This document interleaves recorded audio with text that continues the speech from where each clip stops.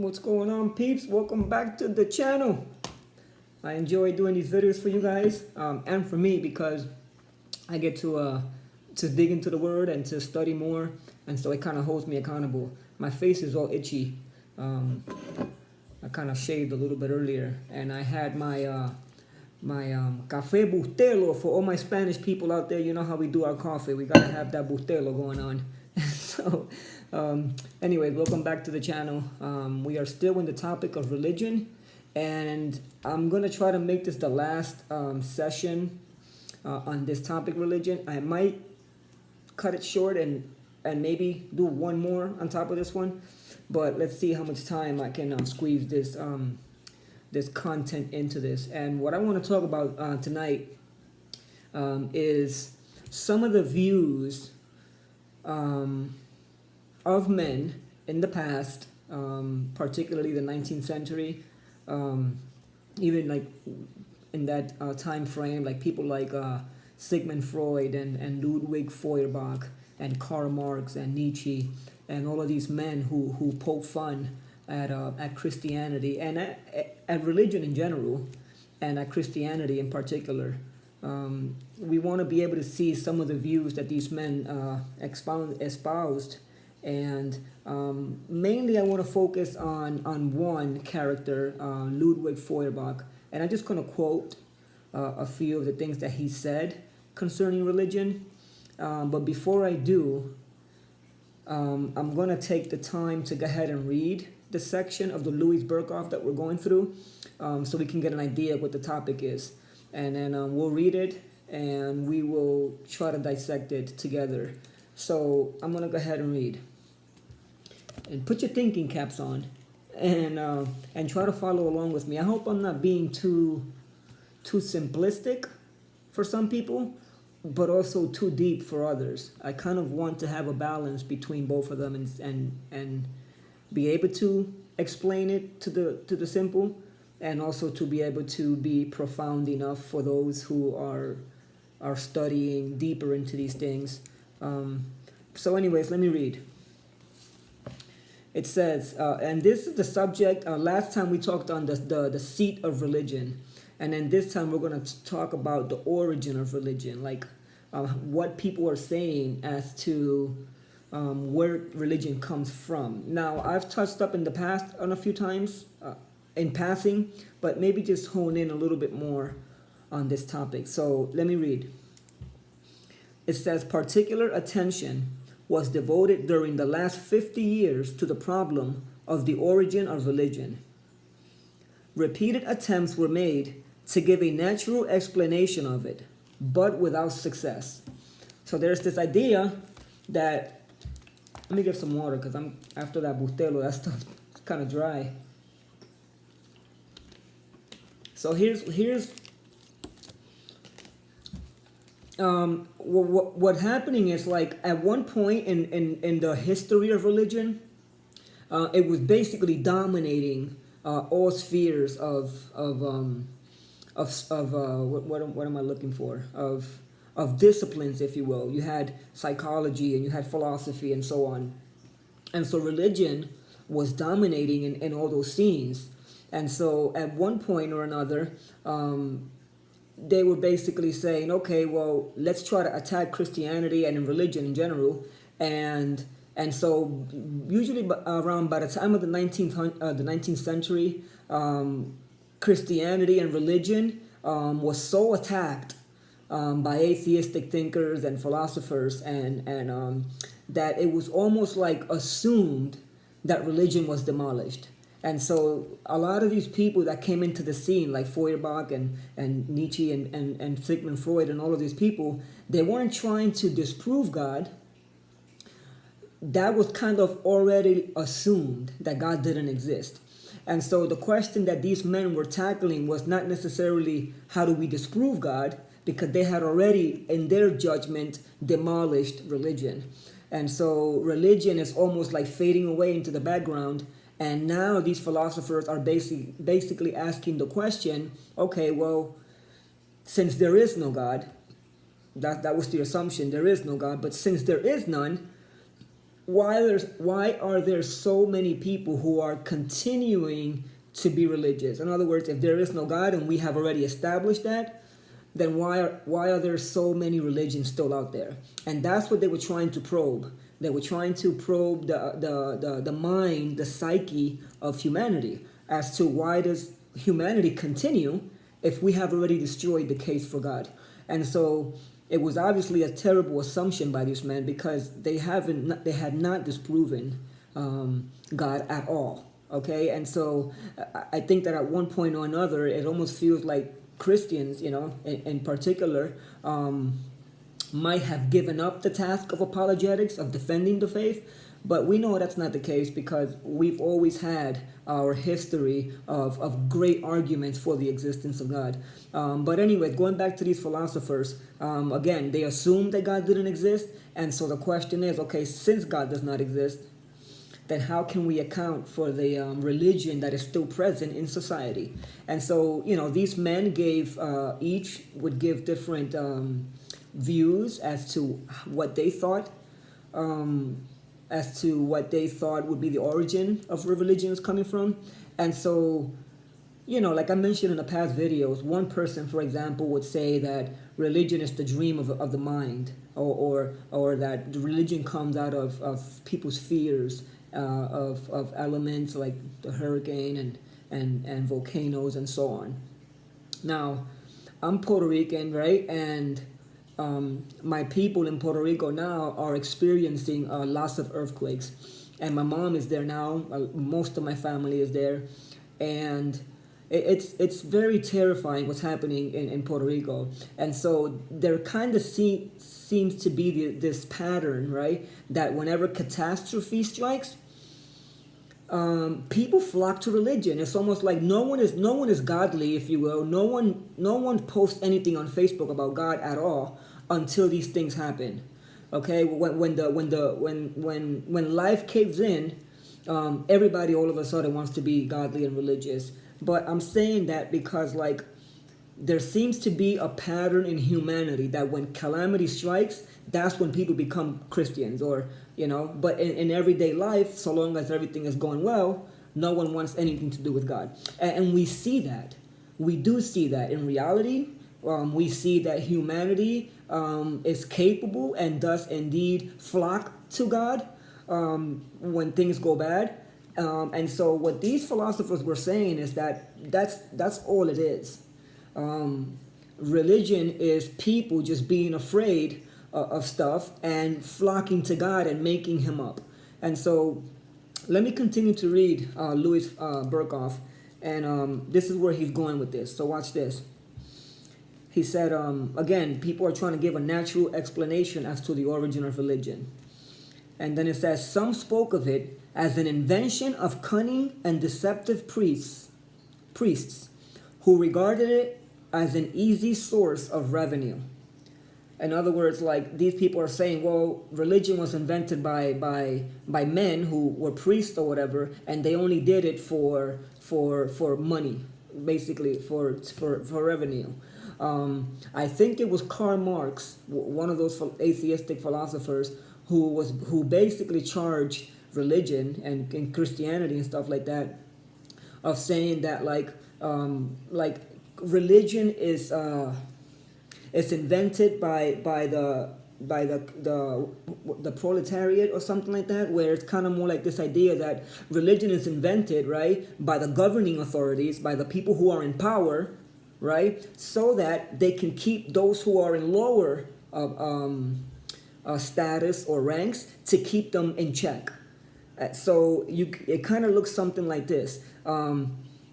There is a lower level of people, right? And let's say in this case, it's just a regular Joe Schmo like me, who I don't have any authority as far as government or as far as the Senate, anything like that. I don't know much about that, but I'm under the government basically, and the government is the one with the power and so on and so forth. And so the way it would work is, according to Karl Marx, is that those in power are the ones who would invent the religion, if you will, to keep those underneath in submission.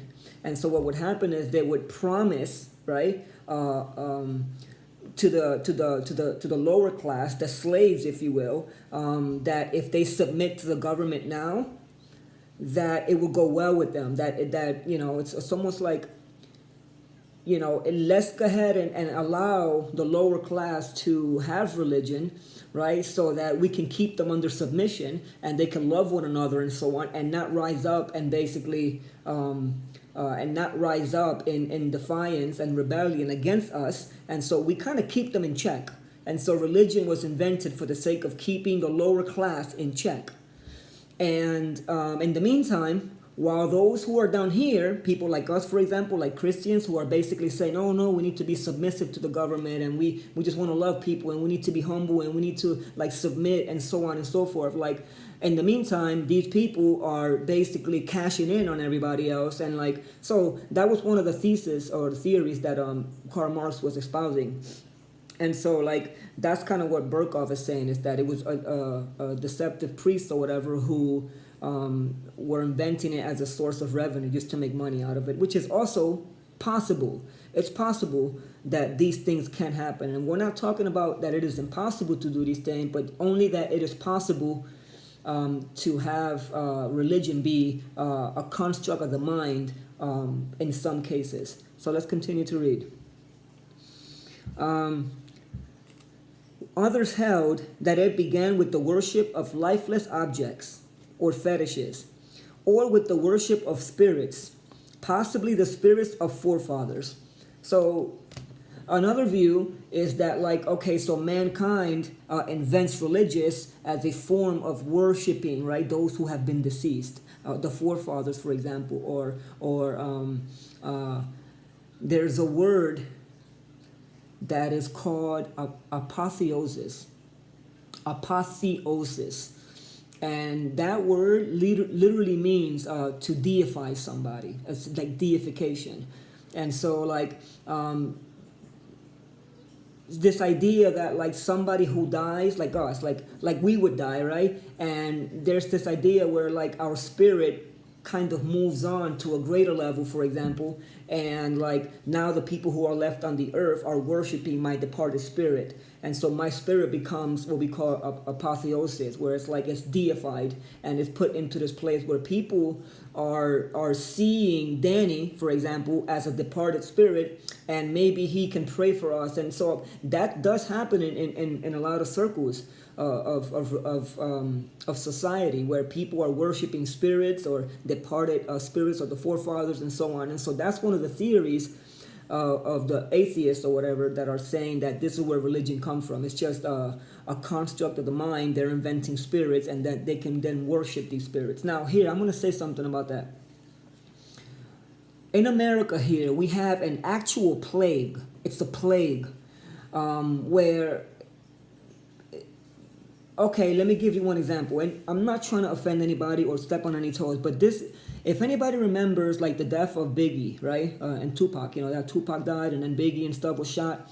And then so what ended up happening was, I think it was Puff Daddy, right? And Faith Evans or Faith Hill, whatever her name was. I forgot. I'm drawing blanks right now.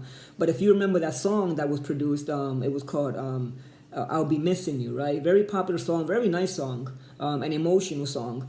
But if you listen to the lyrics of that, that's the heart of what America is preaching to us. Okay, this is what America is preaching to us as humans, right? That the person that dies, right, no matter who you are, it doesn't matter if you're black, if you're white, if you're green, if you're yellow, if you're Spanish, it doesn't matter if you're fat, if you're skinny, if you're tall, if you're short, no matter who you are, once you die, you automatically go to heaven. You don't pass go, you don't collect your $200, like you are automatically translated into heaven. And here's the thing.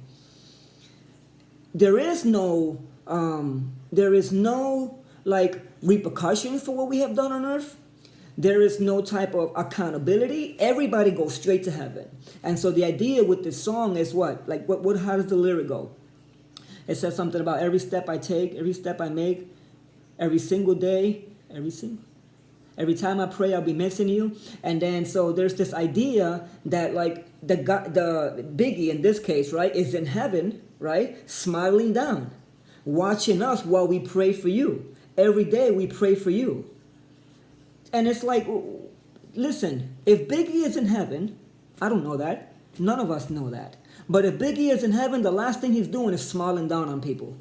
Okay? And so, but there's this idea that like now we get to pray for people and pray to that person, and so that this person can sustain us from heaven. And it's like, that's not even biblical. There's nowhere in the Bible that teaches us that a departed spirit, right, goes to heaven, for example, and then that person gets to look down on us. But this is like in funerals. We have this in funerals, and I call it a plague because they're giving us the wrong message. That's not what the Bible teaches. And so apparently all you have to do in America to go to heaven is to die. That's all you have to do. You see it all over the funerals, right? And you see it all over, like, okay, somebody is buried, somebody comes up, and they want to give a eulogy, and it's almost always accompanied with the words, always, like, we know that you are in a better place. And it's like, first of all, how do you know that, number one? Number two, like, what does a person have to do to go to heaven? And so, but anyways, there's kind of this same idea with lifeless objects or departed spirits, that it's almost like we kind of want to retain that person with us. And so, yes, we might love this person. If it's my brother, for example, that dies, and his spirit, it departs, if you will, there's a sense in which in my heart, I kind of want to keep him here. And I might be tempted to deify him and to worship him as a form of a departed spirit, for example, that I can now pray to, or I can now, for example, look to as and even an angel, because we even talk about that. Like, he's my angel now looking down on me. And it's like, no, he's not. He's not an angel looking down on you. But that's the idea behind it, is that we elevate these things, these spirits, if you will, or departed spirits, as elements of worship and or of prayer too. And so what these philosophers are saying is that, like, that's what we see as the invention of the mind, is people are making up a god to help them on their journey. So let's continue to read. It says, but this is no explanation, since the question remains, how did people ever hit upon the idea of worshiping lifeless or living objects? So again, like, it does not answer the question. You can't say, well, the reason why people are religious is because they are worshiping, the departed spirits. Well, that doesn't solve the problem, because, again, if you look at origin, people are already inventing that out of their own hearts. So it's not the departed spirits that's making them do it. It's coming from within them. So that's the question we're asking. If it's coming from within, the religion, if you will, where did it come from? It doesn't come from without. It doesn't come from the outside, but rather it comes from here. Somewhere inside we are religious. And so we're seeking everywhere to try to fill the void, if you will. It can be terrors, and we can be afraid of a lot of things. I've gone 18 minutes into this already, and I kind of want to, I'm so like excited to get more into this because I have a lot to say about it. So here's what I'm going to do. I'm going to cut the video off for the sake of time, because I don't want to go past 20 minutes. And I'm going to go ahead and I already gave you two reasons as to the explanation of where religion came from. The first one was it was out of deceptive priests who were trying to make money. The second one is of departed spirits, for example, or worship of lifeless objects. That's the second reason. And there is the third one that I'm going to touch up on, but I'm going to do that in the next video. So I'm going to ask that you be patient with me as far as the content that I'm trying to provide for you guys. I know I can go on rants and all that stuff, but just in closing, I want to say this. We have to think about these things seriously. Like we really have to think about these things seriously, because there's a lot of people out there who are claiming, right, that religion is made up. And then there are people like me, for example, and maybe like you, who are religious in the sense that we are following a religion, right? Whether you're Buddhist or Hinduist, that needs to ask the question, am I really into this religion because I'm making this up? Am I really making this up because I'm afraid of departed spirits, or because I want to keep my family that has perished, if you will, or have departed, that I want to keep them close to me? So we need to ask these questions, and these are questions that it touch on every aspects of our lives. So, and quickly, if religion is really false, and if it really is like a construct of the mind, then we're wasting our time going out there and being devoting ourselves to God, and so on and so forth. However, if religion is true and there really is a God out there, then the opposite side of the coin is frightening, because if you really think about it, you are the one who has to worry about whether or not you're seeking the right God, not even the right God, but whether or not you are actually in line with God Himself. So till next time, I'll see you guys in the next video. God bless you. Oh, and by the way, don't forget to subscribe. Hit the bell, get notifications, and walk with me, follow along with me. If you have any questions, comments, if you have concerns, or if I just said something that was just outright wrong, it's okay. You know what I'm saying? Like, I'm not perfect. I'm not, just comment below, correct me, and we move on. Like, I love you guys enough to be able to do these videos, and I hope you guys are blessed by them. See ya.